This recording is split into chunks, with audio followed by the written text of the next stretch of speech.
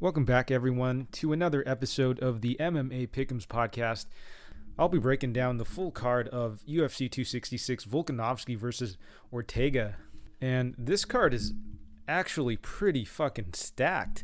I mean, the whole main card is pretty loaded. And then even on the prelims, you have guys like Marlon, Moraes, Merab, Dvalishvili, Dan Hooker, Nasrat, Haqparast, Chris Daukaus, Taila, Santos, Manon, Fiorot, all really exciting fighters, some of them up-and-coming prospects. So yeah, just a very loaded card, at least on paper. So I'm really hoping that it kind of lives up to it. Really looking forward to this card. But before we get any further, we do have to recap the previous card real quick. And I finally did it. Scraped away with a measly 0.4 unit profit on the night. So I guess we'll start with Carlston Harris, Impa Kasanganay. So I did say that Carlston Harris does have pretty sneaky power, and he does have a number of knockouts on the regionals. Wasn't too sure how it would translate to the UFC, although it did look like he hurt Aguilera a bit in that fight, but did not think that he'd be able to hurt Kasanganay like that. And I think he might have actually gotten him on the back of the head, but it is a little concerning on Kasanganay's end. I believe his second knockout in his last 3 fights, so possible durability concerns going forward, even though both of those knockouts were a little unorthodox. But moving along, Haile Alate, Gustavo Lopez should have been a win, but the fucking guy decides to just dig his fingers into the fence, and after multiple warnings too, and then does it again right after he gets a point deducted. So this guy is an idiot. Didn't even go for the takedowns like he usually does in that third round. Would have prevented all of that from happening, but ended up coming out of this with a draw. So not gonna be too upset about that. But moving on, also had a quarter of a unit on Jackson to win in round 2. So historically, Baze does start really fast and has been finished quite a bit in the second round. And that actually almost happened here, right? I did say that Baze would start off extremely aggressively in that first round.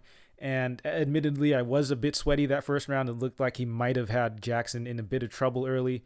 But I do feel the size and the strength was a big factor here for Montel. He defended the submissions really well. I think against a smaller fighter, Baze would have probably gotten the submission, but the size and the strength discrepancy was, I think, a big factor in this matchup.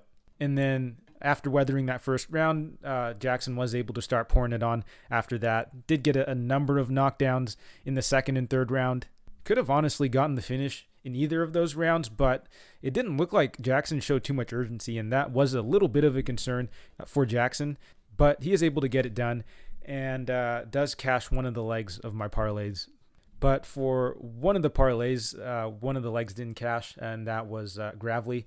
I thought Gravely would have a little more success with the wrestling. Manus did show pretty good takedown defense, but Gravely didn't really pursue it all that much. After he'd get one attempt stuffed, he would kind of just back down and just look to box. And his boxing actually did look decent early, was actually able to hurt Manus and, steal the round that way. But I do think that Gravely might have gotten a little comfortable with his hands and, Manus was able to capitalize. I think if Gravely had attacked the wrestling a little bit more aggressively, he could have had a bit more success. But, what happened. And Manus was able to pull off a very nice comeback, his second comeback in a row. And moving along, Arman Tsarukyan, Christos Giagos. So he pretty much anchored 2 of my parlays here. Tsarukyan pretty much had Giagos covered in all aspects. And it looks like Giagos' chin might be done. Him getting hurt early in this fight and his fight against Soriano, not a good look. Could be it for his chin. Not much else to say there. Moving along, Aaron Blanchfield, Tara Alpar took Blanchfield to win. And, I did say that Blanchfield kind of had Alpar covered as well. And that Alpar is just not a really good fighter. And, Blanchfield pretty much dominated that fight. Not much else to add there as well. And then lastly, Penny Kianzad, Raquel Pennington fight goes to decision. And, that was just a classic Pennington fight. Looked to just clinch up with opponents, grind them out along the cage. We've seen this time and time again. Really, really safe and risk-adverse style. So that grinded to a decision pretty easily. And that rounds out the last of our parlays there and did come away with a whopping zero.4 unit profit, but I'll take it. And, without further ado, let's get right into this card. We got a number of fights to break down, and I'm actually really looking forward to how these fights play out. All right, kicking off the card, we have Omar Morales versus Jonathan Pearce. And Morales is the minus 150 favorite, come back on. Pearce is plus 130. And I suppose I'll start with Morales first. So, I'll be honest here with him. I was not the highest on Morales and was definitely questioning his move down to 145. I always felt he was a little slow in there, and his cardio is a little suspect in my opinion. And so the fact that he got matched up against Chikadze in his first fight at 145 might have skewed that a little bit for me, because it didn't look like he had a massive size advantage over Chikadze, and Chikadze was repeatedly beating him to the punch. So at the time, I felt that Morales might not be really suited for 145. But it was in his most recent fight against Shane Young that I realized that it wasn't too bad of a move, because boy, did he have a massive size advantage over Shane Young. Morales' torso is just fucking ridiculous. It looked like Morales had a good 20 pounds or so on Shane Young in that fight. And I definitely do feel that size is going to play a pretty big factor here in this fight as well. But, on the feet, I do think that Morales is a pretty solid striker. He's got that, kickboxing base. He does have a nice little jab that he pushes out there. It's got a nice low kick, good counterpunching as well. I definitely think he's the much better striker in this matchup. His takedown defense is pretty solid as well, just all around a pretty decent fighter. The only issue that I have with Morales at this point really is the age. He started his MMA career a little late. He's looked good so far, but I do feel at this lighter weight class, the age is going to catch up to him pretty quick. I don't think it'll be happening in this fight, though. He looked decent against Shane Young, and I don't suspect that he's going to fall off a cliff after a few months. Secondly, the output of Morales, not particularly great, but, he does seem to have some pretty heavy hands, despite not having any finishes at the UFC level. Although, from an optic standpoint, I do feel he's going to be landing some pretty heavy shots. And, he'll be going up against Jonathan Pearce, who, has got an absolute motor on him. The kid's one of these fighters that will definitely use his cardio as a weapon here. He's not super technical in there or anything, but, he will move forward. He will, put a pace on opponents, will look to get his grappling going and just wear on his opponents that way. He does remind me a little bit of Billy Q, just one of these guys who has just crazy cardio and is able to push a crazy pace on their opponents. However, for this matchup, I do feel it's going to be a bit tough for Pearce.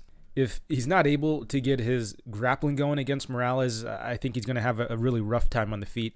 I feel that Morales is a much better striker. I think he's going to be touching Pearce up, honestly. And Morales does actually have pretty good takedown defense. And then, like I said before, I think the size is going to play a factor here. I think Morales is going to be the much stronger fighter in there. And, if he's able to stuff a few takedowns from Pearce, there's a good chance he'll be able to do a decent amount of damage to Pearce on the feet. I can see this playing out pretty similarly to the Morales Shane Young fight, where we might see Pearce just look to cage push and hold Morales up against the cage, not have a lot of success getting the takedowns. Morales, probably won't be able to get too many shots off, but anytime he's, creating some space between them, he might be able to just tag Pearce a few times. But this could be a fight where it's not super high output, maybe just Pearce looking to stall a bit, and Morales just looking for some of his shots in between. And when that happens, I do have to favor the fighter that's going to be doing a little bit more damage over the fighter that's, just mainly getting some control time there. So for that reason, I do have to favor Morales here. However, I do feel there are still some paths to victory for Pearce. I think that, with the pressure and pace that he puts on, he could definitely nullify a lot of the striking of Morales. Maybe if he's able to just cage push for most of the match, maybe if he's able to sneak a takedown in there somehow, he could get off on a lot of control time, and it could be enough to neutralize any of the striking or any of the damage that Morales has done in that round. And I do feel that could definitely be an issue for Morales, especially since I feel he is cutting a decent amount of weight down to 145, combined with his age and his slightly suspect cardio. I think this could be a fight where we see Pearce maybe just pull ahead, later in the fight. However, the reason I'm still siding with Moraes here is because Pearce is a bit reliant on just moving forward and really just smothering his opponents with his pace. While that's can be pretty effective at the lower levels, it could lead to him taking a ton of damage here against Moraes. Moraes could just touch him up anytime he looks to close the distance. And with how Pearce fights, he's not very defensively sound. I could see him taking just way too much damage on the feet. And, if he isn't able to get his grappling going early, he could be in a lot of trouble. I can definitely see Moraes hurting Pearce early, although, Pearce, he is really tough and he is really gritty in there. Ultimately, I do think that Moraes has a pretty sizable advantage on the feet, and this fight has a very good chance of him looking like a minus 200 favorite or better, whereas with Pearce, he's going to have to really aggressively attack the grappling, and, even if he does have a bit of success there, it's going to, at best, look like a very close, grindy sort of fight. So the pick for me is Moraes, and, at minus 150, I do think there's a bit of value on him. Might actually take a small shot on him at this point. So yeah, the pick here is Moraes. I think there is a number of ways he can get it done here. I think he could potentially get the finish, but if he doesn't, this might be one of those, really close back and forth fights where I can see Pearce getting a bit of control time, but I do think the damage that Moraes will do on the feet will be enough for him to get the decision if the fight goes there. And moving along, we have Matthew Semelsberger versus Martin Sano. And Semelsberger is going to be the minus 410 favorite. Come back on. Sano is plus 310. And yeah, this is definitely a mismatch. Semelsberger, he's a pretty decent striker. Does have a nice jab, double jab that he likes to fight behind. Does have a pretty nasty overhand right as well. Although it did look like in his fight against Chaos Williams, got them mixed up. He did resort to counterpunching a bit as well, was mainly just winging some bombs against Chaos. And, Williams is a pretty heavy hitter himself. And, Semelsberger just wasn't able to really match the work rate of Williams. I think the power of Williams really caught Semelsberger by surprise a little bit. Maybe he was a little tentative to throw after feeling the power of Williams. But, that was a fight where Semelsberger, was a little less or a little lower volume than usual. And, it makes sense. Up until that point, Semelsberger has primarily fought just regional bums, honestly. And, Williams was, I think, the biggest step up in competition for him as far as the striking goes. And Semelsberger actually showed, pretty good heart and toughness in that fight. Was actually turning it up in that third round. I think he won. I personally thought he won that third round. It was pretty close. I think he actually might have won on two of the judges' scorecards in that fight. I don't remember, but, he did show really good toughness, was able to turn it up in that third round. So while he did lose there, I think it was not a bad look by any means. The only issue that really stuck out to me for Semelsberger was his takedown defense and defensive grappling. Both pretty shaky there. Have seen him taken down and held down on regionals. But, he is still young, could be making a ton of improvements. Anyways, I don't know if it'll matter too much in this matchup. Sano is a pretty bad fighter, honestly. Doesn't seem to have much grappling. His striking is pretty bad, just really bad technique. Keeps his hands down. He will move forward and he will throw, but, the guy just does not look good on tape. Granted, this was, I think, like 3 or 4 years ago, which is another concern. Like on Sano's part, he is super inactive, hasn't looked great to begin with. So, a lot of red flags for Sano here. His cardio didn't look good against Herzog, who, Herzog was able to get his grappling game going. But after that first round, Sano just looked completely gassed in there. So, yeah, unless Sano's made some crazy improvements or something, I just see him having a really hard time against Semelsberger. Semelsberger, I feel, is the better athlete here. He's the fighter that stayed a little more active and honestly just has looked better on tape than the likes of Sano. Really, the only way I see Sano winning this is if he's able to catch Semelsberger, or if, he's secretly a fucking amazing grappler or something and is able to take Semelsberger down and just control him for a round and a half or two. but I really doubt it. The guy is 4-2 and is making his UFC debut after like a 4.5, 5-year layoff. I am extremely skeptical of Sano here. I don't know if I'm going to look to bet him at all, even at like plus 300. I think there's a good chance Semelsberger just finishes Sano. However, Sano is pretty tough, has shown decent durability so far, so there is a small chance maybe Sano could Homer Simpson his way to a victory here. I don't think it's super likely here. I think Semelsberger just pieces Sano up on the feet and probably gets the finish early in that first round. So, yeah, the pick for me is going to be Semelsberger, and I'll have him winning by first round knockout. And in the next fight, we have Uros Medic versus Jalin Turner, and this fight is a pick'em minus 110 both ways. So, very interesting matchup, actually. Two tall, lanky fighters at 155 going at it. Turner being primarily a boxer, he uses his length pretty well in there. He's got a super fast jab, really effective front kick as well. I'd say Turner's got the quicker hands, very quick hands in general, actually. And is actually very big for the division. I believe he actually will have a slight height and reach advantage over Medic, who is, Medic is 6'1" as it stands at 155. So, just really big guys at the division.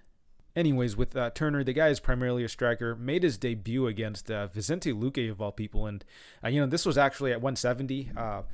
And Turner actually didn't look horrible in that fight and actually sized up pretty well with Luque in that matchup. And, he was actually doing kind of decent before Luque just put him out, right? And, that was kind of expected. He was coming in short notice against Luque, against a top 10 fighter in Luque, right? And, the fact that he was able to look the way he did for as long as the fight lasted, I think is honestly pretty impressive. Since then, he's gone 3-1, with his only loss being to Matt Frevola, who was able to just out-wrestle him in that fight. But, he was able to put away guys like Callum Potter, Joshua Kulibau, and Brock Weaver. Although, he did get the finishes in all of those fights. Potter and Weaver aren't really UFC-level fighters, and Kulibau was coming in short notice up a weight class in that fight. So while he did win pretty spectacularly, these were, I think, pretty favorable matchups for Turner. And, speaking of favorable matchups, Medic has pretty much just been beating up bums. Medic, primarily a kickboxer, actually a bit more of a kicker. The guy's kicking game is actually pretty nasty, but it does make up the majority of his offense. I think his most devastating strikes definitely do come from those kicks. He's got a very heavy leg kick, loves to go to the body as well. Fighting out of southpaw, he'll be getting a lot of matchups where he can just dig to the body. And, just some of the shots he's landing, you can hear him, super devastating, very, very, very heavy body kicks that he likes to throw. But, for this matchup, I do feel that it's going to be a little more difficult for Medic. I think this is a big step up in competition for him. He'll be facing someone who can not only match him in size, but will also be fighting out of the southpaw stance as well. So that kind of takes away the body kick of Medic, which he really likes to go to. So I think this kind of limits some of the weapons that Medic usually likes to go to. And for once, I feel that Medic isn't going up against an absolute bum. So, I think this will be a tough test for him. But, it is still going to be a pretty close fight because I do think that Uros Medic is a pretty legit kickboxer. He's got some really nasty leg kicks as well. So he could definitely look to work the legs of Turner a bit, kind of limit his movement. But I just feel that Turner, having the size and the reach advantage, having, as quick of hands as he does, can probably just have a lot of success with the jab, a lot of success in the striking, honestly. And, Turner, he has shown to have a bit of grappling as well. He has hit a few takedowns. I'm not going to bank on him doing it this fight, but it does look like it is something that's a part of his game. Whereas with Medic, Medic, not a terrible grappler by any means. He actually does have a submission win. Was actually able to submit someone off his back, I believe, in one of the regional fights, but this was up in Alaska, very low-level stuff, but it does look like Medic, maybe he's kind of well-versed in the jiu-jitsu realm, but not completely sure. So, tough to call in that regards. But, going back to this matchup, I do feel it's going to be a pretty close matchup. It's honestly one that's struggling a little bit with, but, I'm just going to I'm going to go with Turner here. I think that the size, the hand speed, the boxing is going to come through for Turner. Turner has also fought in the UFC a little bit longer. Has fought, I'd say, probably the higher level of competition in there. So I'm gonna take Turner to edge this out, but I do feel this is a 50-50 fight, honestly. So I'm gonna go with Turner. I think he wins a decision here. Moving along, we have Nick Maximov versus Karl Roberson. Roberson's the -130 favorite. Comeback on Maximov is +110. So very interesting deal with this Maximov guy. He fought at heavyweight for his Dana White's Contender Series fight, weighed in at 209 pounds, while his opponent, Oscar Cota, came in near the limit, had a massive belly coming in on him. And, I think that first round was really interesting. Cota was able to kind of just put his weight on Maximov for a bit in that first round, which, just goes to show you why there are weight classes. But, Maximov, I think being the superior fighter, was eventually able to just kind of grind Oscar out. It was actually a pretty entertaining and a kind of a sad way sort of fight. Anyways, it does look like Maximov has typically fought at light heavyweight at 205, but he'll be moving down to 185 this fight. I'm not sure if he's fought there before. I know he's fought at 205 a number of times. I wasn't able to pull up some of the records for some of his older fights, so I'm guessing this will be his 185 debut. And, from what I've seen from Maximov, the guy is a grinder. He'll generally look to just grapple with opponents, look to get him down, maintain control, lay a bit of ground and pound. Does seem to have pretty solid jiu-jitsu, but, if he doesn't get the sub, he'll generally just look to hang off opponents. He has shown to slow down as well, which definitely is something to look out for. And, this is against, I'd say, pretty low-level guys as well. So definitely a little bit of a concern coming into this fight. And, if anything, this actually gives me some Brady Heastand flashbacks about this guy.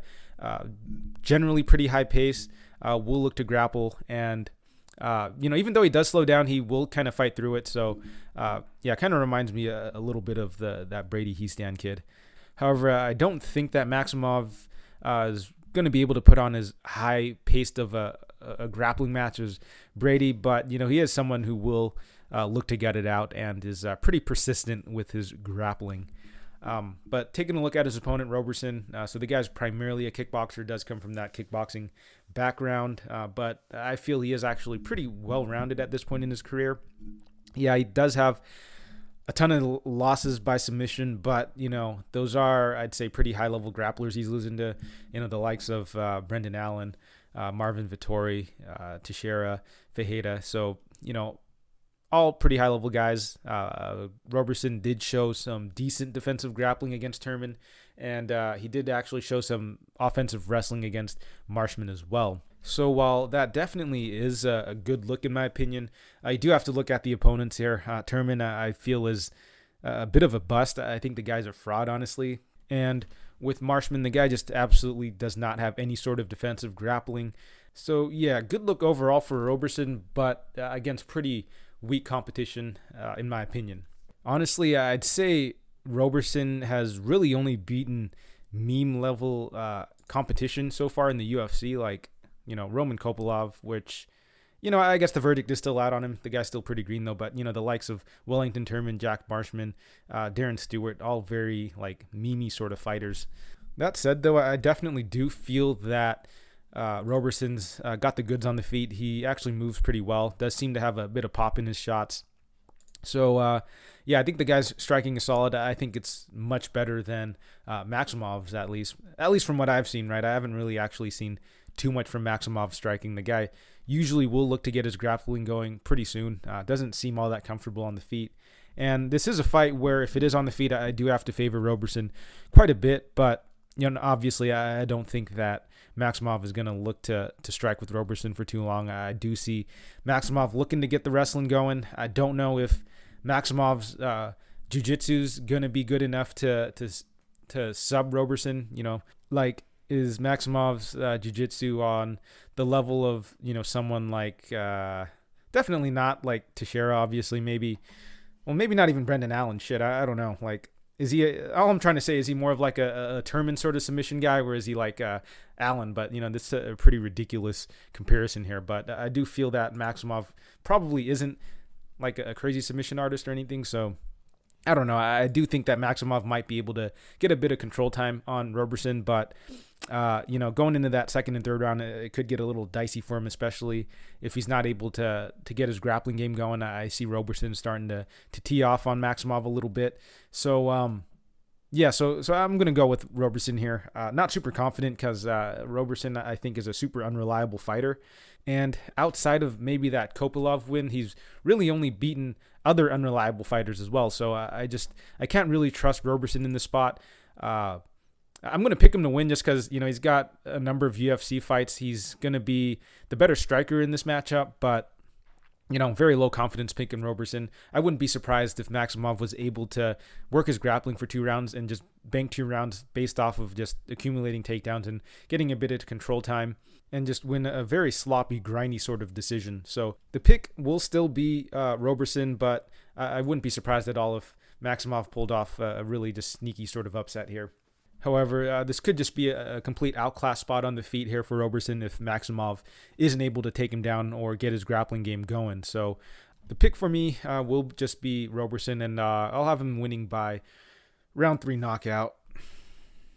Moving right along, we have Manon Fiorot versus Mayra Bueno Silva, and Fiorot's the minus 240 favorite. Come back on Silva is plus 205. And starting with Fiorot, I just have to say she is just an absolute savage in there. Big power with everything she throws. Has a very stiff front side kick, nasty knees and elbows in the clinch.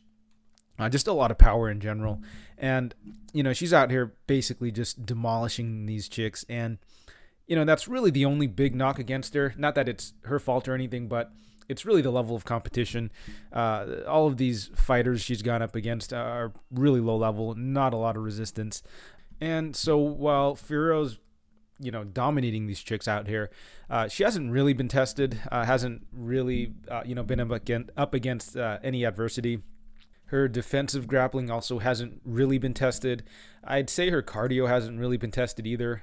She has been extended into the second and third rounds, but hasn't really had a fight go the distance. And with how quickly she's running through these opponents, I don't think that her cardio's really even being tested all that much in the second or third rounds when, you're not facing a ton of firepower coming back. That said, though, she has looked really good against these lower level opponents, basically running through them like she should. So that's definitely undeniable and is definitely a good look. But the concern really is just the fact that she hasn't really been tested, hasn't really been pushed. And I do feel that her opponent, Silva here, is probably going to be the best striker that Fiorot has gone up against and will probably be her biggest challenge. So with Silva, she is very heavy-handed as well. Will look to chop at the legs. Has some really nasty clinch knees as well. Her and Fiorot are actually kind of similar fighters in that regard, both being very heavy-handed fighters, both who prefer to look to keep it, standing.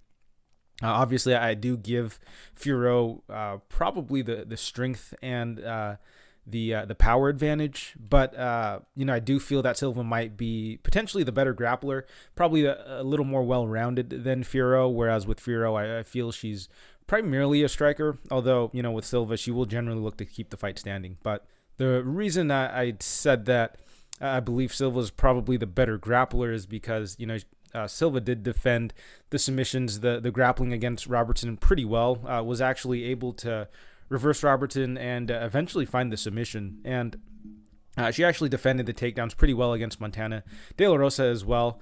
And actually did, I think, a pretty good job of working her way back up in a lot of those spots. However, Silva did actually spend a significant amount of time on her back against Marina Moroz, of all people, who, Moroz is primarily a striker. But I feel that was a pretty high-paced fight, and, Moroz was able to take Silva down later in the rounds, and Silva kind of, I think, might have just been a little too tired to fight her way back up. However, I don't think it'll be too big of an issue here. I think this fight will likely happen on the feet, and, as far as how this fight is going to play out. I do think it's a pretty interesting matchup. Again, like I said before, I think that this will probably be the best striker that Fiorot has gone up against, and I actually think this might be a pretty close fight, at least much closer than the line suggests. I think both are pretty heavy hitters. Fiorot obviously has looked a lot better and has shown to be, much more aggressive in there, which I definitely do think will look better, to the judges. But, it's been against really, really low-level fighters at this point. I would argue that Silva could definitely look good against the likes of Tabitha Ricci and Victoria Leonardo as well. I don't know if she'll get the finish. Maybe she will. Maybe she won't finish them as emphatically as Fiorot, but I do think that Silva would do pretty well against the likes of some of Fiorot's opponents as well. But with all that being said, though, I am still going to have to go with Fiorot. I mean, she's just looked too good so far. She's absolutely just ferocious in there. It's really hard to pick against someone like Fiorot, who's out here murdering these chicks. And on a side note, one thing I didn't like that I saw from Silva was how hittable she was against the likes of Moraes and to a certain extent even Montana De La Rosa. Even though De La Rosa is not really a striker, she was getting off on some of her strikes against Silva. So I would say Silva is pretty hittable, and against someone like Fiorot, that's not going to be good at all. She's probably going to take a ton of damage, if I'm being honest. But I do feel she'll get off on some of her strikes as well. But I just can't help but feel that Silva's probably going to get tagged up quite a bit here. So yeah, I am going to go with Fiorot here.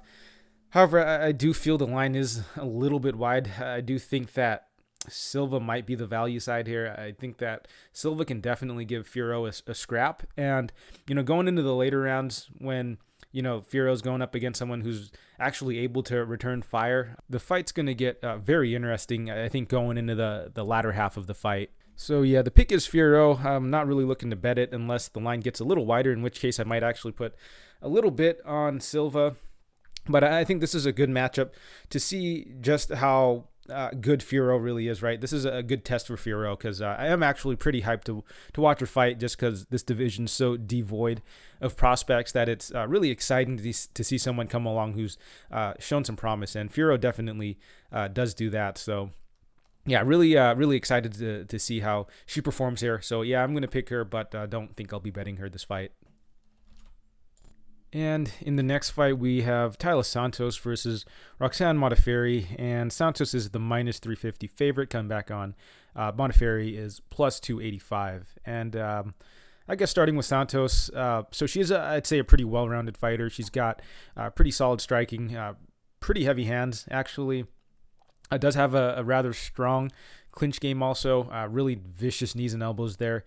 Looks like Santos can grapple as well. She was hitting a few offensive takedowns against McCann, but more impressively, she defended the submissions against Roberson well, was actually doing a pretty good job of, working her way back up. And, she was actually able to, I believe, reverse Roberson and then eventually find the submission. It was a little weird, though. I don't know if you could really take too much from that, but, I think it's I still think it's a good look.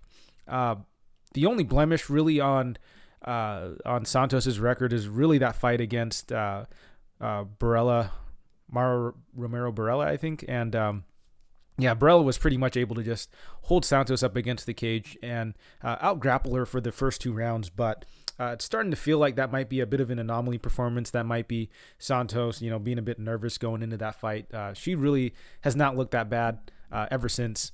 However, I do have to admit that performance does leave me a little hesitant going into this fight because she will be going up against Modafferi, who is kind of known for having that kind of clinchy, sort of grindy sort of style that Barella was able to pull off against Santos. I'm not sure if, the same trick's going to work against Santos again, but, would be something that I am a little concerned about. But moving along to Modafferi, she's got pretty unorthodox fighting, but she's definitely someone who could make a fight dirty with her grappling, like I said before. She was able to pull that off against the likes of Andrea Lee, Macy Barber, and Antonina Shevchenko. However, those are fights that have not really aged all that well, if I'm being honest. And I think I'm going to poke a few holes in some of these performances. So Antonina Shevchenko, terrible, terrible defensive grappler. The secret's out on her. I think she's being matched up with Casey O'Neill and is coming in as like a pretty big dog, like she rightfully should. The Barber win was decent, but, Barber also blew out her knee early, and Barber is also still extremely green. And same with Andrea Lee. She's got pretty bad defensive grappling also, someone who's spent a lot of time on her back. But yeah, look, it's never a bad look to win, but, it was against pretty bad defensive grapplers. And, if I'm being honest, Modafferi is starting to look a bit her age. And I do actually feel that's a pretty big factor going into this fight. Taking a look at this matchup, I do feel that Santos is going to be the superior striker on the feet. I think she's a bit more technical in there. She's, I think, going to be the faster fighter in there. She's probably going to have quicker hands. Likely the power advantage as well. And, like I said before, Modafferi is, well past her prime. She's a bit hittable in there. And against a legit striker in Santos, I do think that Santos will have no issue finding the button on Modafferi whatsoever. But like I mentioned before, the big concern in this fight is going to be the defensive grappling of Santos. Seeing her get held up against the cage for extended periods against what was her name? Against Barella was a very bad look, but again, I do feel that might just be an anomaly performance. I'm not sure if that's going to happen again. I do think that Santos is going to be the bigger, stronger fighter in this matchup. So, I just have a hard time seeing Modafferi having too much control time against Santos here. And, if anything, I do think that Santos could probably hit some takedowns on Modafferi as well. Modafferi, not particularly great off her back, doesn't have like crazy urgency or anything when the fight is there. And like I said before, Modafferi does not look great, and I think that this will kind of play out similarly to the Modafferi Araujo fight, where Araujo was able to just kind of bully Modafferi in there, and I can see Santos doing the same, honestly. And I do have to obviously give the experience and the level of competition edge to Modafferi, but at 38, it's just, I don't think it's going to be enough to overcome the athleticism or the age gap between the two. So the pick here is Santos for me. I do think that on the feet she'll be able to land much more on Modafferi. She should honestly be able to touch Modafferi up. I do think that the wrestling is possibly a path for Santos as well. I just think that she's got Modafferi beat everywhere. Modafferi's only hope is to really make this a really grindy sort of fight, or hope that Santos blows out her knee like Barber did. But outside of that, I just don't see Modafferi really winning this. So I do have Santos winning a pretty dominant decision. And at minus 350, it does feel a little wide, but I just don't really see a very clear path to victory for Modafferi. So I do think there might be actually a little value here. And I do have Santos in a parlay, have her parlayed up with someone later on the card. But yeah, I am going to pick Santos to win. I have her winning a very sound 30-27 decision. And in the next fight, we have Shamil Abdurakhimov versus Chris Daukaus. And let's start with Shamil first. Or let's go over the odds first, actually.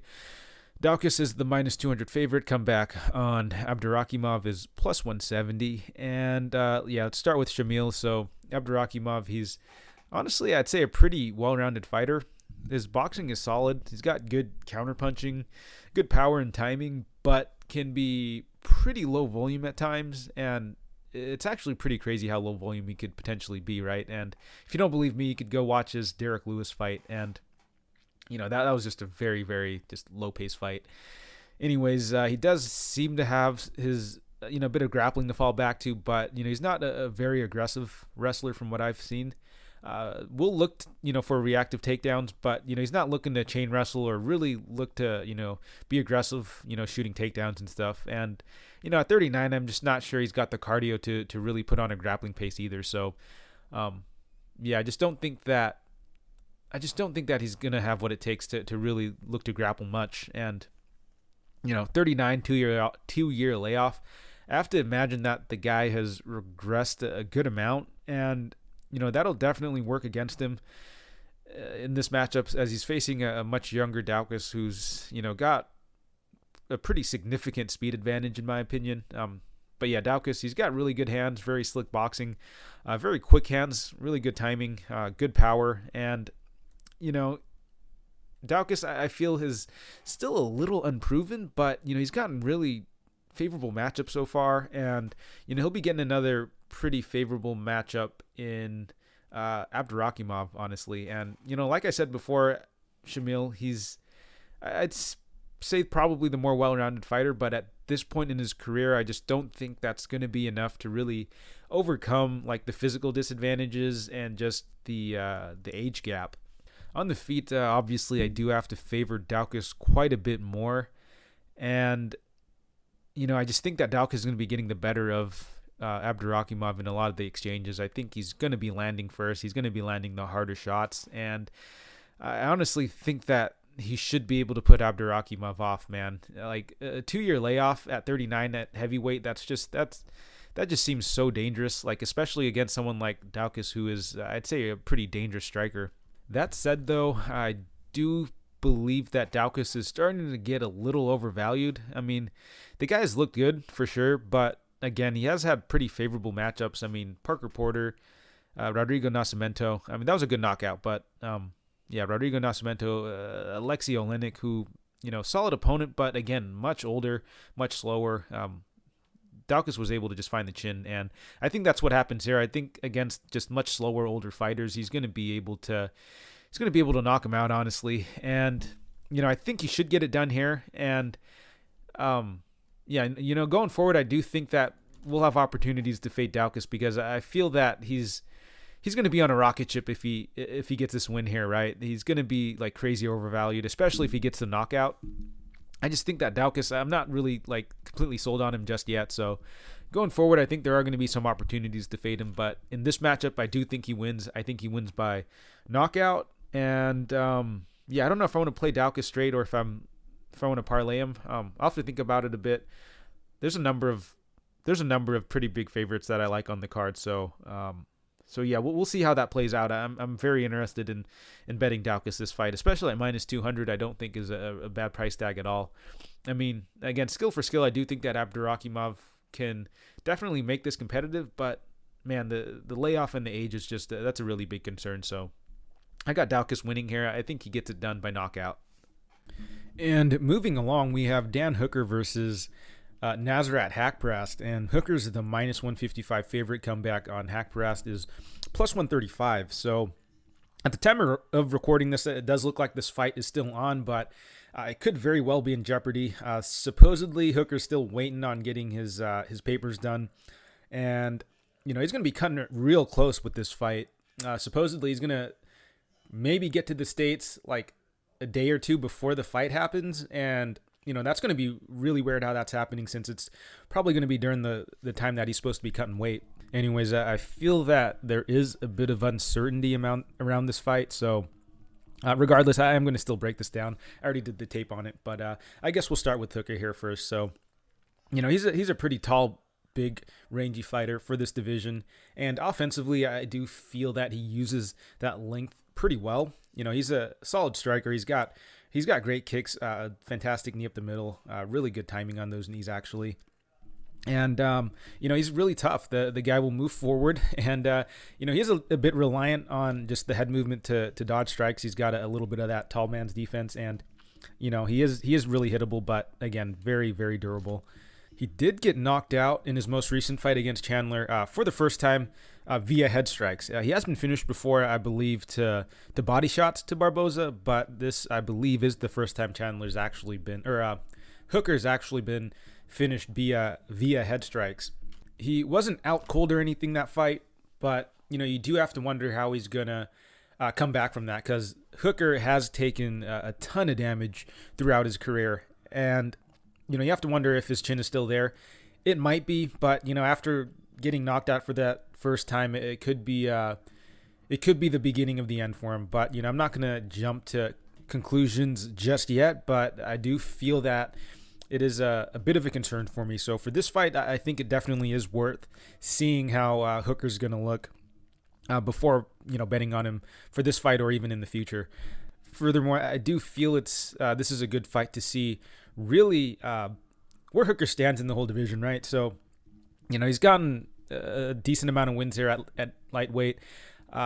Did drop his last two, although these were two top 5 guys in the division. Dustin Poirier and Michael Chandler, yeah, very, very easily top 5 guys. So now he's fighting down the ranks a little bit, fighting Haqparast, who is looking like a pretty decent prospect. He's definitely got some pretty good hands as well. Very quick hands. Likes to move forward, likes to pressure opponents.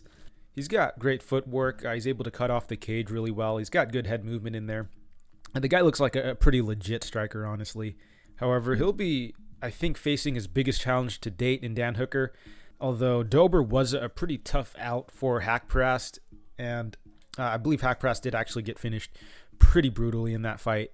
Now, he'll be getting another crack at a ranked fighter after putting together 2 decent wins against the likes of Alex Munoz or Rafa Garcia. But, if I'm being honest, these guys are not even close to the level of someone like Dan Hooker or even the opponents that Hookers have gone up against in his most recent fights.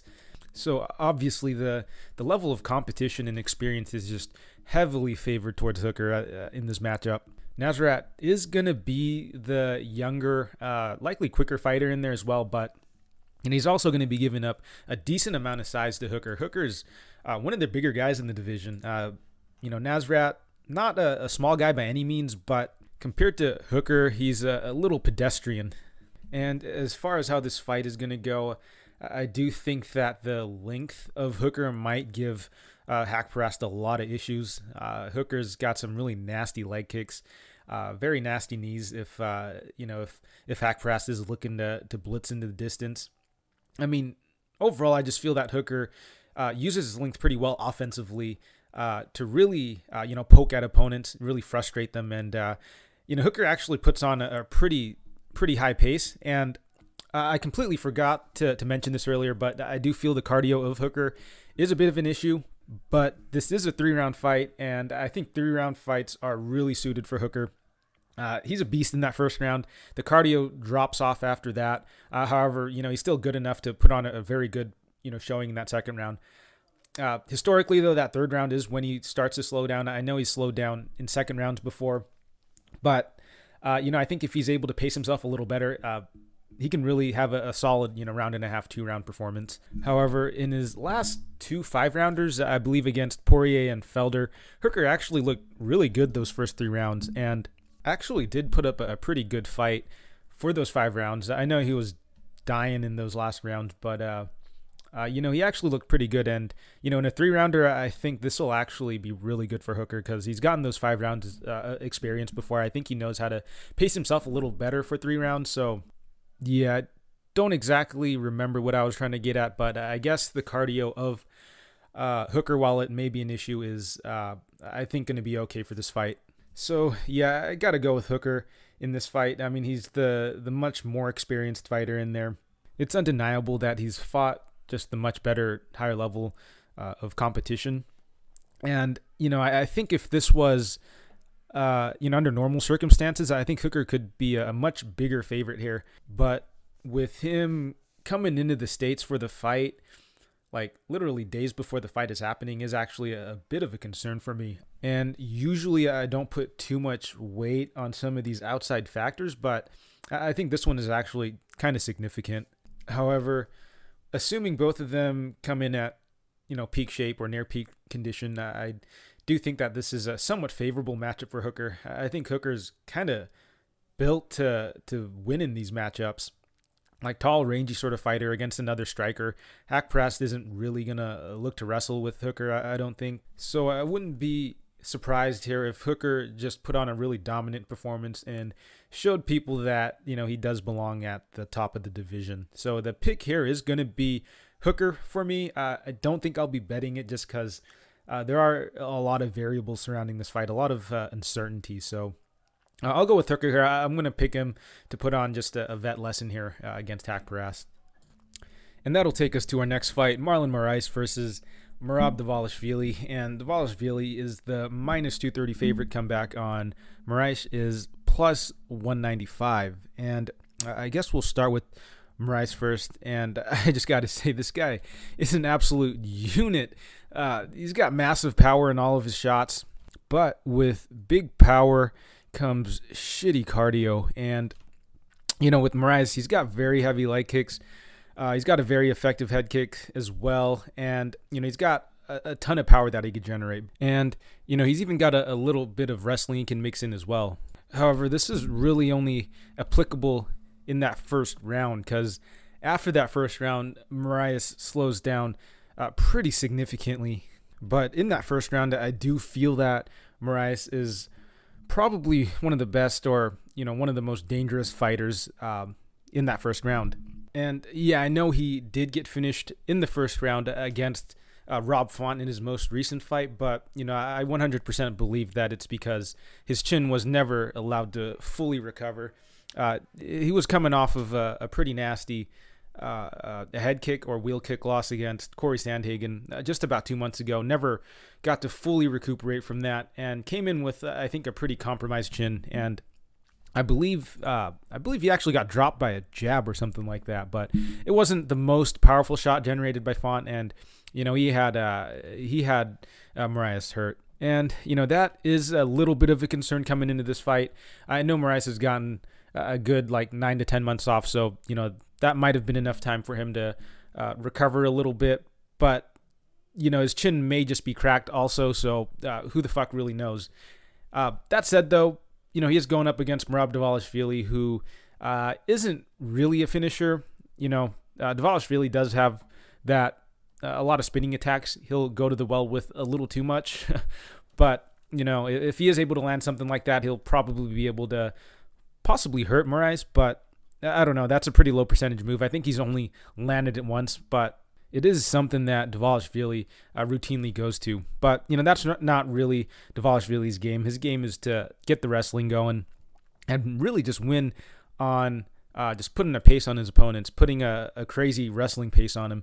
He'll look to take him down, mat return him, look to chain wrestle. Top control isn't particularly great, the amount of times he's had to just take opponents down, but that might actually be part of his game plan, right? Not to really control opponents, but let them expend their energy getting back up. And as soon as they're back up, he'll take them back down again.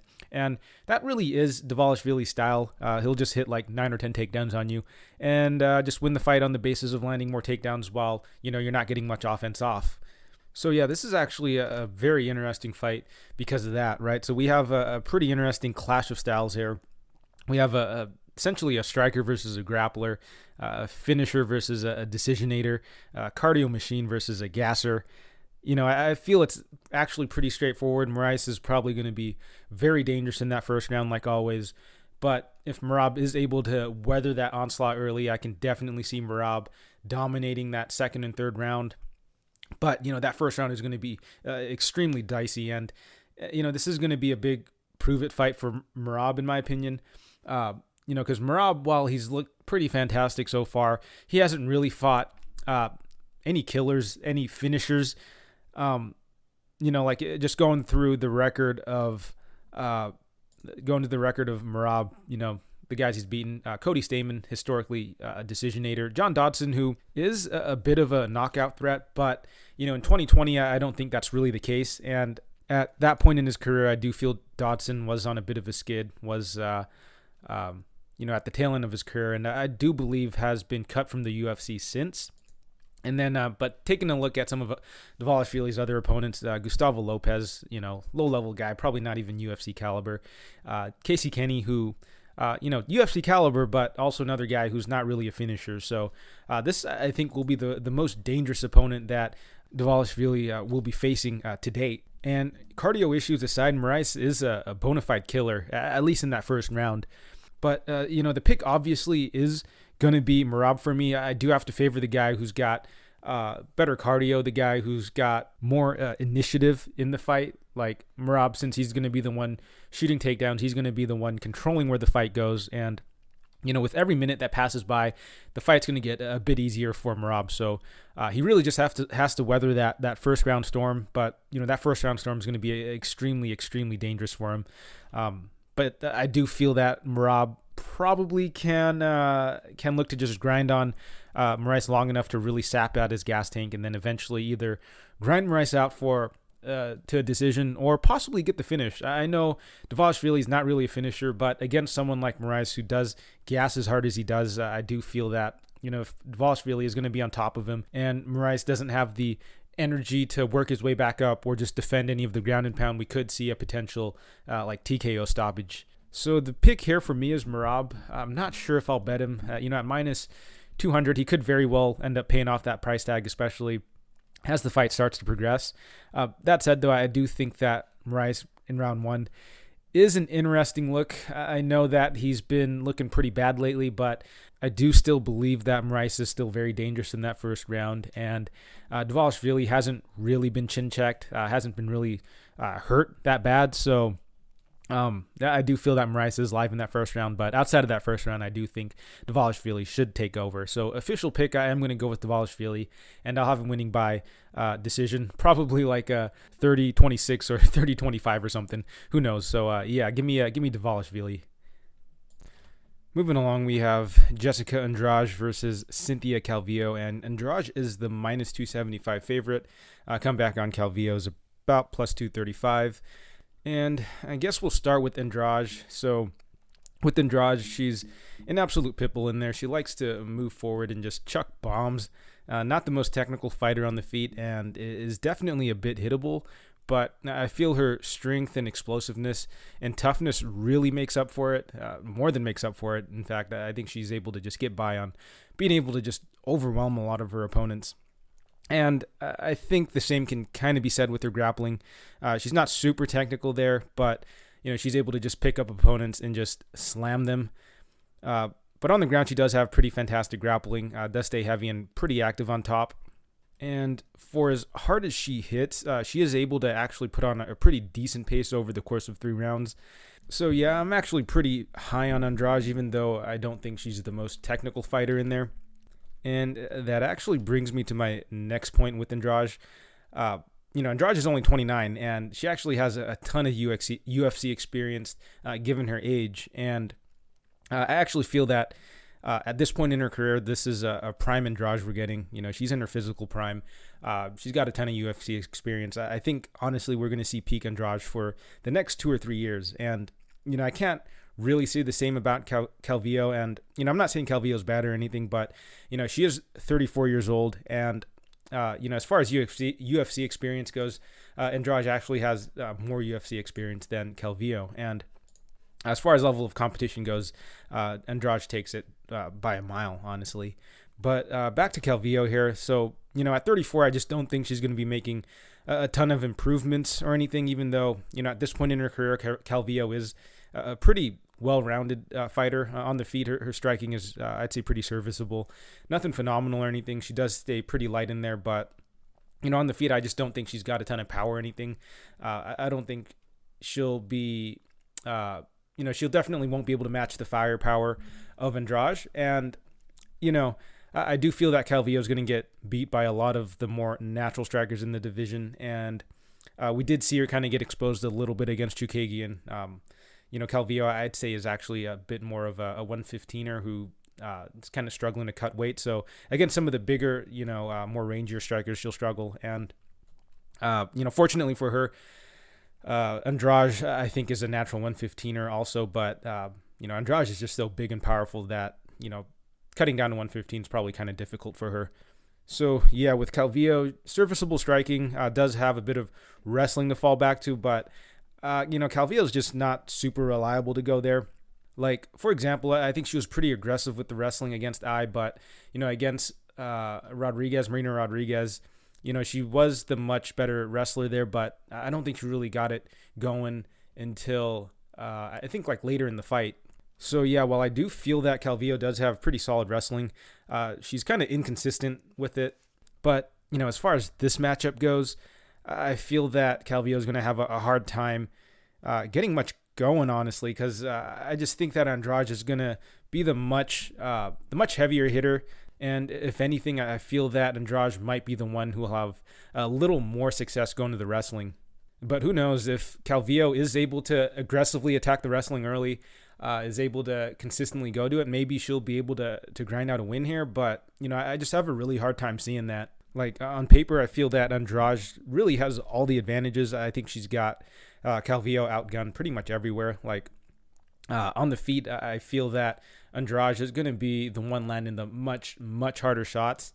Calvillo might be able to volume her up a little bit, but I think the power that Andrade puts out is going to be, on a completely different level than Calvillo. And then as far as the grappling goes, I feel that, Andrade is going to be much more explosive there. She's much stronger, much more athletic, and it's going to be hard for Calvillo to really get Andrade down, whereas I feel with Andrade, she can probably just muscle Calvillo there because, I feel with Andrade, while her technique isn't great, like I said before, she's able to just pick girls up and slam them, against more athletic fighters or fighters that are, have much superior technique, like Shevchenko. Obviously, she isn't able to do that, but, we see Andrade just routinely pick up 115ers and slam them. And, I know this fight is at 125, but Calvillo, I feel, is a natural 115er also who, she just really struggles to make weight.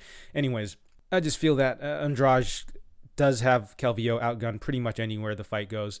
Andrade, I feel, is the better athlete. She's in the prime of her career. She's fought the better opponents, and she's been in the UFC longer. So I feel like she's just all around just much better. And I'm not saying Calvillo is bad. I think Calvillo is actually one of the better fighters in the division, but I just think that Andrade is just a step above, just a level above. And, just to kind of elaborate on that a little bit, Andrade really has only lost to some of the best fighters in the division, basically just champs or former champs, right? Like Shevchenko and Namajunas, Zhang Weili, and Joanna Jędrzejczyk. So all of these fighters are, once champs or former champs.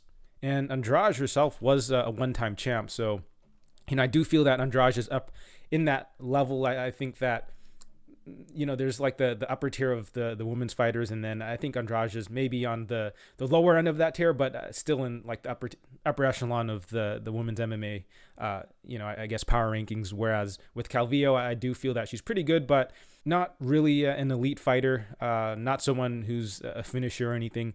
But yeah, someone who is probably along like the top 5, top 10, but never really like a real title challenger. Whereas with Andrade, I do feel that as some of her peers start to age out, within the next 2 or 3 years, I do actually see Andrade being a potential title challenger once again. Anyways, kind of ranted on a little long about that. I just feel that Andrade is the all-around better fighter. The price tag definitely suggests so, and at minus like 275, I do think there might be a little value on Andrade just because I feel she's got Calvillo covered everywhere, and I do actually have Andrade in a parlay here.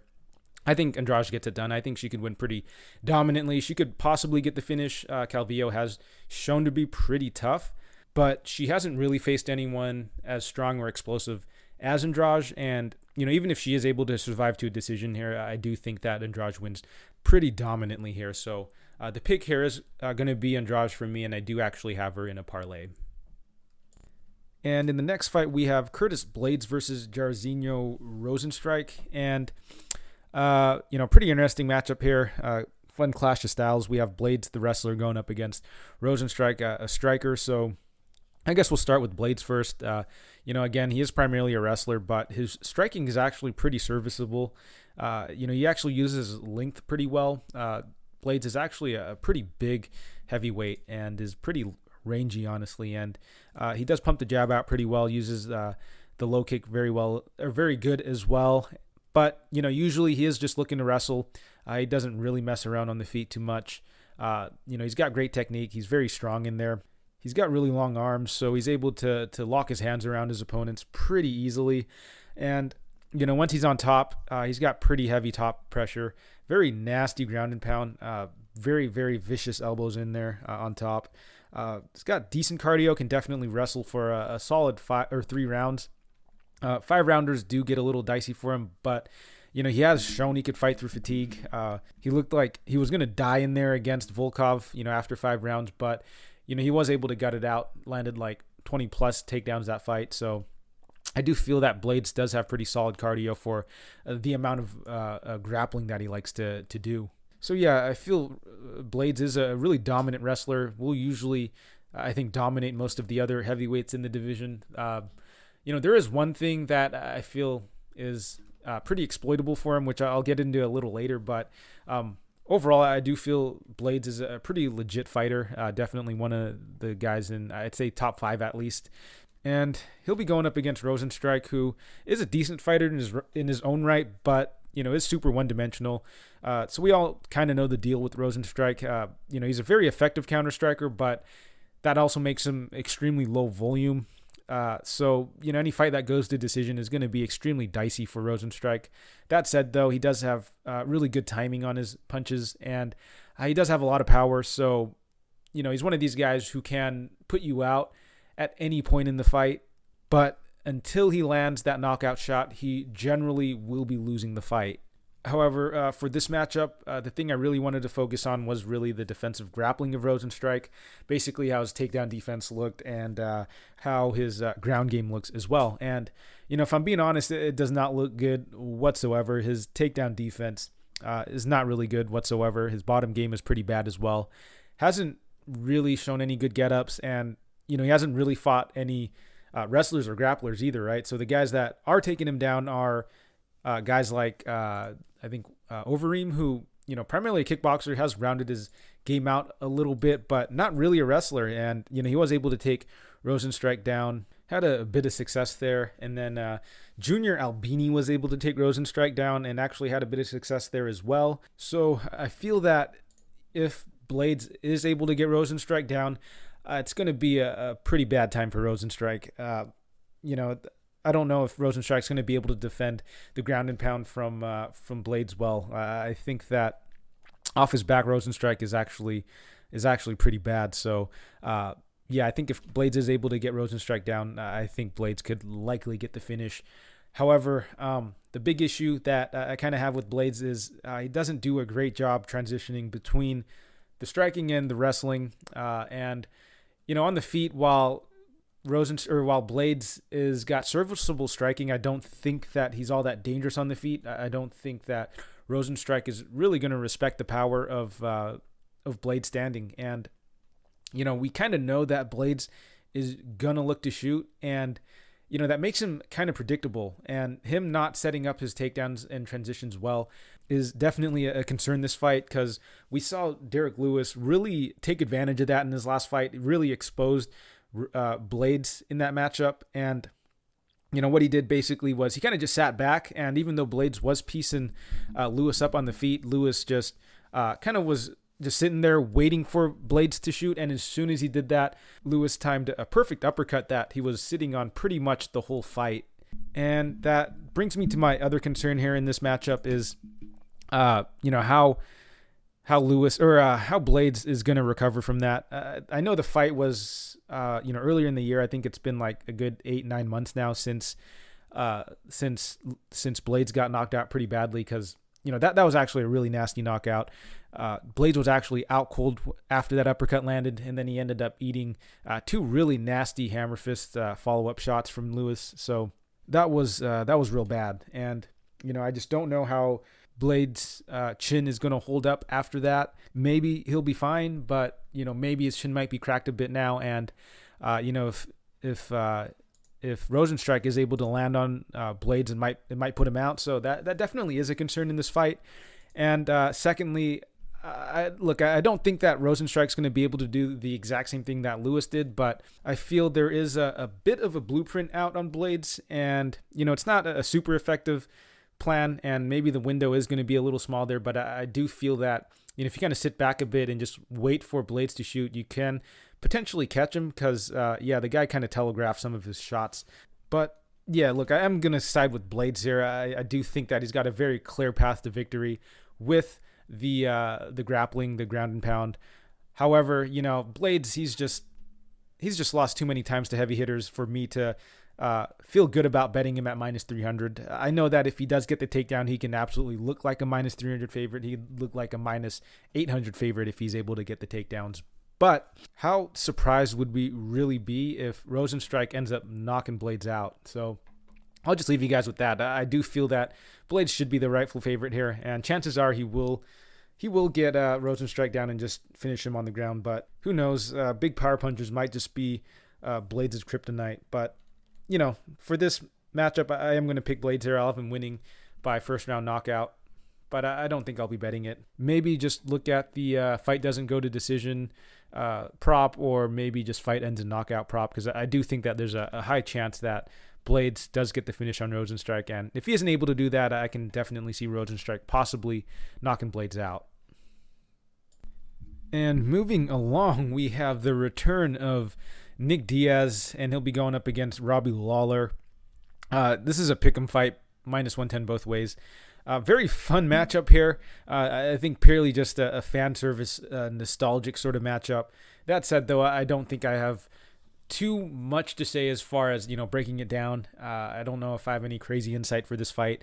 Just way too many variables. I think this is a good fight to really just sit back and watch. But I will try my best to break this down. So Lawler, the guy's a pretty legit striker, very tough, very gritty, very explosive striking. The guy is a legend and definitely a future Hall of Famer.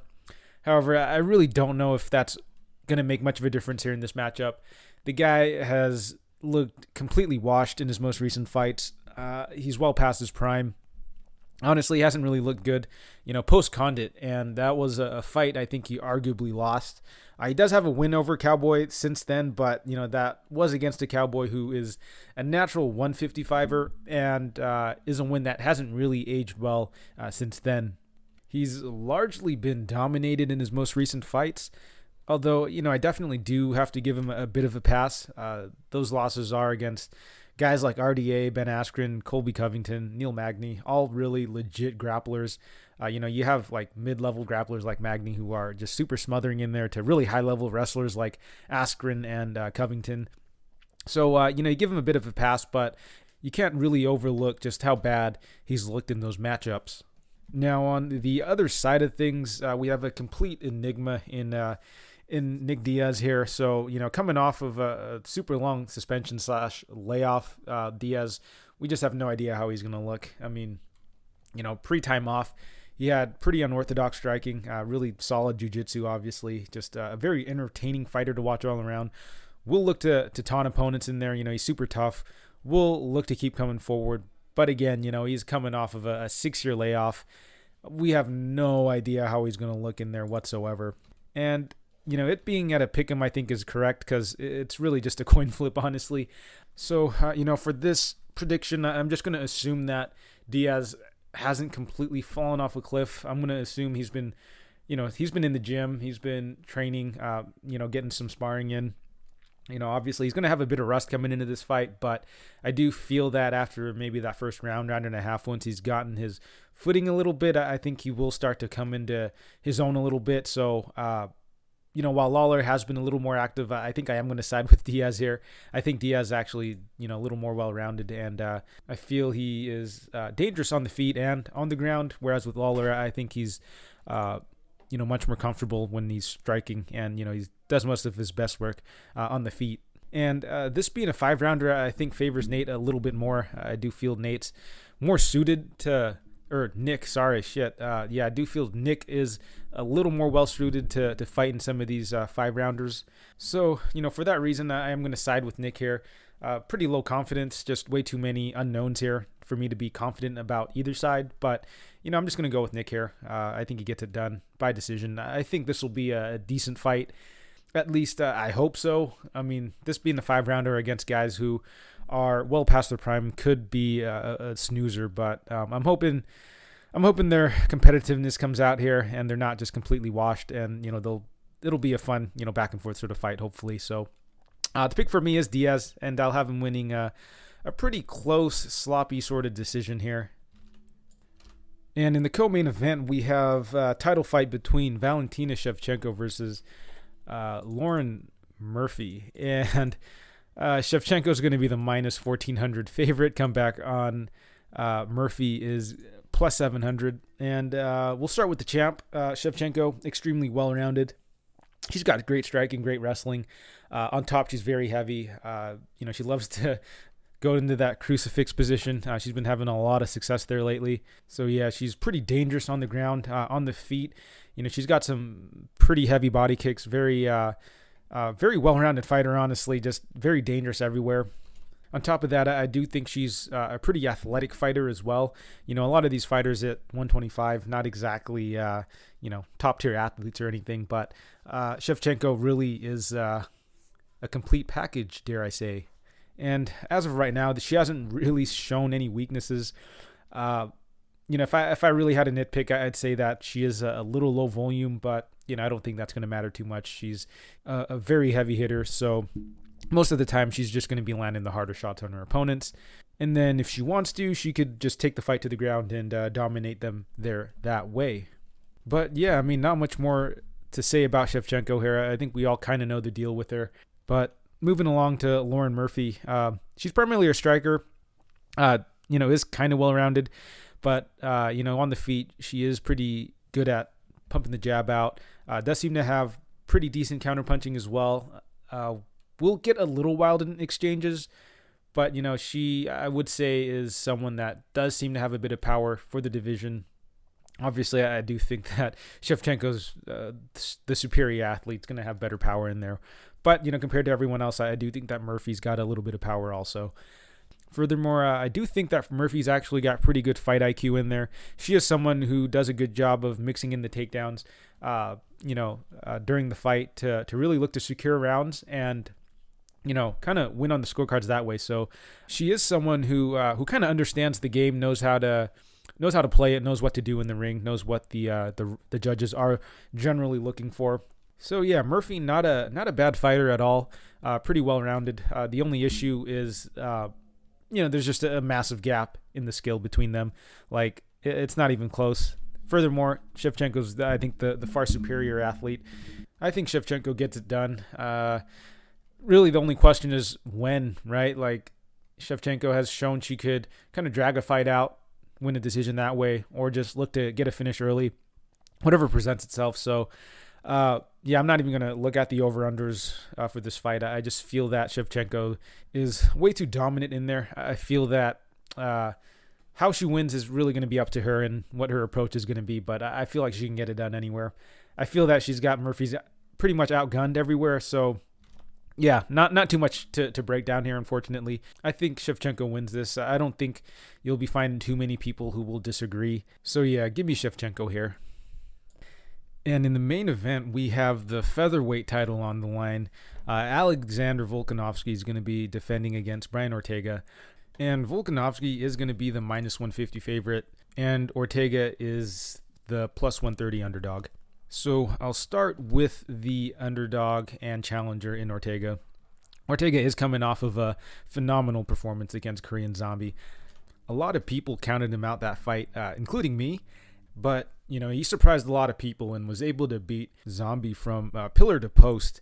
And going into that fight, I did say that Ortega's actually got pretty good offensive striking. It's just that defensively, he is a bit hittable. And going into that fight, I think a lot of people still had that image of Ortega getting teed off on by Holloway. But the difference was that Zombie doesn't have nearly the same output as Holloway, and Zombie is a bit more of a counterpuncher, whereas Holloway, he will look to move forward and pressure opponents and initiate a lot of his striking. But with Zombie, he's generally going to look to just counter. And Ortega, he fought with a great game plan, just kept it at distance, and really just picked at Zombie there. He fought a really smart, measured game plan, just stayed safe and outpoint the Korean Zombie there. But one thing I do have to say about that fight is that Ortega hurt Zombie pretty early in that fight, and I think that completely just shifted the dynamic of the fight early, because I believe that getting rocked early can really impact how a fighter performs early in that fight. And I believe Zombie did say that, like, that first half of that fight, he was pretty much just on autopilot and he doesn't really remember it happening. Anyways, all of this is pretty anecdotal, so we'll move on from that. But what I'm trying to say here is I feel that fight was pretty much one-way traffic, and so I don't think you could really take like too much from that. It is a good look on Ortega's part, and his offensive striking I do think is pretty legit, but we didn't really see him get tested too much. He played a really smart, really good game plan, so that is great. But I don't think that he'll have this sort of a matchup here against Volkanovski.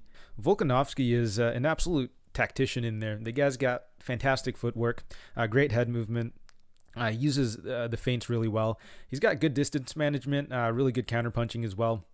I mean, the guy on the feet is a really high-level striker, in my opinion. He's very good defensively as well, and he's actually pretty well-rounded. He's got pretty good wrestling. His takedown defense is solid. The guy is, I think, extremely underrated and is really slept on by a lot of people in general. He's not the most exciting fighter to watch because of his style, but the guy wins fights. And I know people are going to talk about that Holloway fight. Regardless of who you thought won that fight, it was a really close fight. And, Volkanovski, I do believe, won that first fight. And, the second fight was very competitive.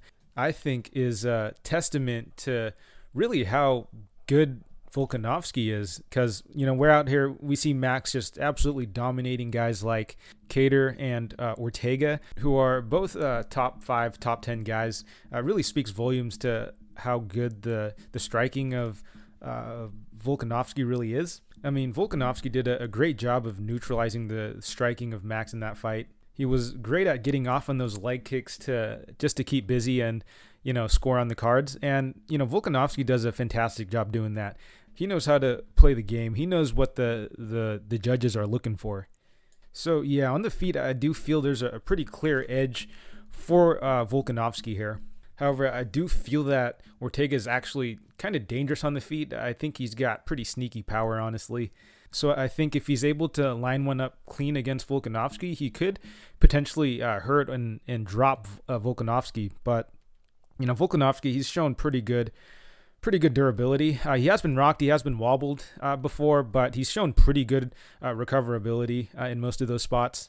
I mean, he got dropped against Max twice early and was able to come back from that, put together 3 really solid rounds, and won it on the cards, on at least according to the judges, right? So pretty impressive stuff there. And until I've seen Volkanovski knocked out, I'm just not going to really doubt his chin just yet. Similar to Whitaker, like just two guys who are prone to getting dropped and getting hurt, but actually have pretty good recoverability and do fight through it pretty well. However, I think that if Ortega is able to land on Volkanovski and hurt him, Volkanovski obviously is going to be in a bit of trouble. I think that Ortega can look to swarm him, but I feel that this will be an opportunity for Ortega to get his grappling going. And I think I might have left that out earlier in the breakdown, but Ortega does have really high-level jiu-jitsu. The guy is super dangerous on the ground, and so if he can find an opening to take Ortega down, or take Volkanovski down, Ortega could potentially find the submission there. However, as far as the wrestling of Ortega goes, it's not that great, so I don't really see this fight hitting the ground unless Volkanovski initiates the wrestling, or if Ortega is able to hurt Volkanovski. And if this fight is largely on the feet, I do have to favor Volkanovski quite a bit here. I see Volkanovski just keeping it real technical in there for 5 rounds. He does have to fight a pretty perfect fight in there, but he has shown he could do that, and I am going to trust him to be able to pull it off again here.